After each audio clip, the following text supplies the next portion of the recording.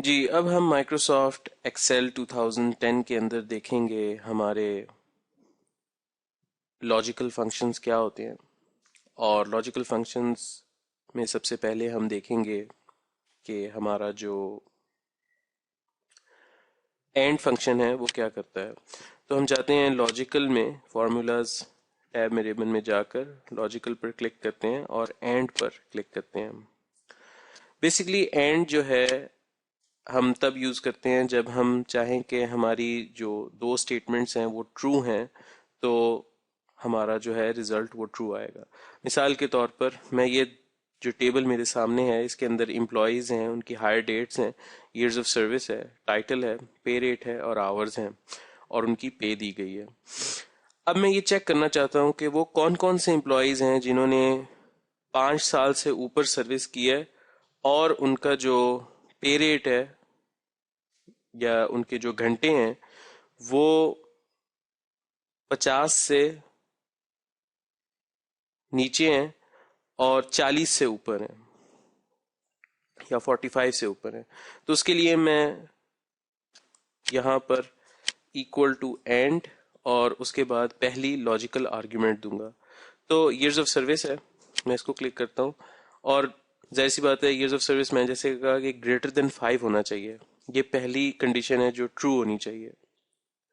उसके बाद दूसरी कंडीशन में चेक करना चाहता हूँ कि क्या अगर मैं पहली कंडीशन ही सिर्फ चेक करना चाहूँ और मैं पैरेंथेसिस में बंद कर दूं तो मैं देखूंगा कि मुझे ट्रू रिटर्न होगा। इसका मतलब ये है कि इस एम्प्लॉय ने 5 साल से ऊपर सर्विस की है।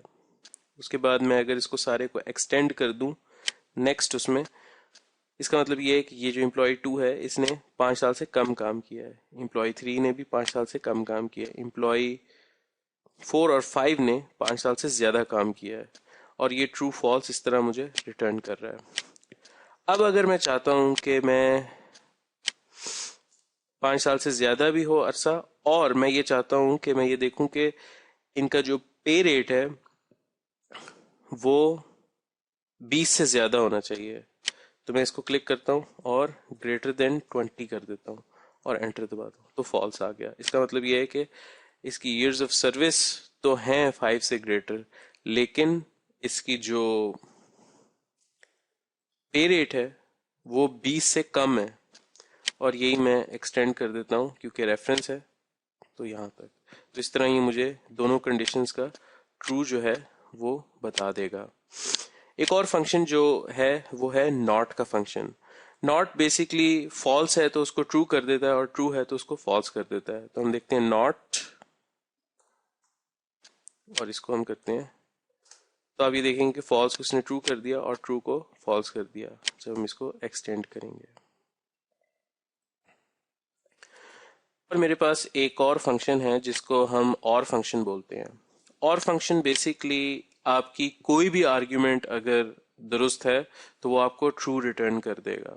मिसाल के तौर पर मेरा जो पहली आर्ग्यूमेंट है, लॉजिकल आर्ग्यूमेंट जो मैं चाहता हूँ वो ये है कि मेरा जो बंदा है, जिसकी एम्प्लॉय जिसका मैं देख रहा हूँ, क्या वो ईयर्स ऑफ सर्विस में 5 से ज्यादा या 10 से ज्यादा एक्सीड करता है। तो मैं लिखता हूं मिसाल के तौर पर ये वाला सेल इज ग्रेटर देन 10। ठीक है। दूसरे सेशन में मैं ये चेक करना चाहता हूं कि क्या उसका पे रेट जो है वो 16 से ज्यादा है कि नहीं। तो मैं ये लिखता हूं और 16 से ज्यादा चेक करता हूं और मैं ओके कर देता हूं।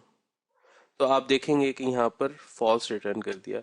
इसका मतलब ये है कि ना तो इसका जो ईयर्स ऑफ सर्विस है वो 10 से ग्रेटर है और ना ही इसका पे रेट 16 से ग्रेटर है। अगर इसमें से एक भी स्टेटमेंट ट्रू हो जाती तो ये ट्रू आ जाता। अब मैं इसको एक्सटेंड कर देता हूँ सबके नजदीक तो ये देखेंगे कि आप ये वाली भी फॉल्स है, ये वाली फॉल्स है, हाँ ये वाली ट्रू है। अब देखते हैं इसको क्यों ट्रू है ये।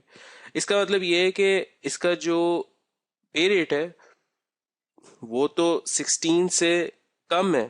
ठीक है, ये स्टेटमेंट फॉल्स होगी, लेकिन उसका जो ईयर्स ऑफ सर्विस है वो 10 से ज्यादा है। तो एक स्टेटमेंट ट्रू होगी, इसका मतलब ये सारी स्टेटमेंट ट्रू है। एंड के उल्टा है ये जो अभी हमने किया है। इसी तरह अभी तक हम देख चुके हैं कि ट्रू और फॉल्स का क्या मतलब है। ट्रू यानी कि सही और फॉल्स यानी कि गलत।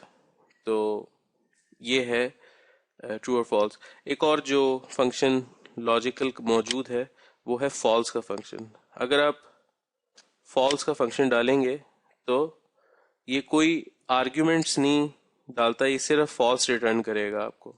ठीक है। इसी तरह ट्रू जो है वो भी सिर्फ ट्रू ही रिटर्न करेगा आपको। ठीक है। तो ये है माइक्रोसॉफ्ट एक्सेल 2010 में ट्रू, फॉल्स, एंड और नॉट का फंक्शन।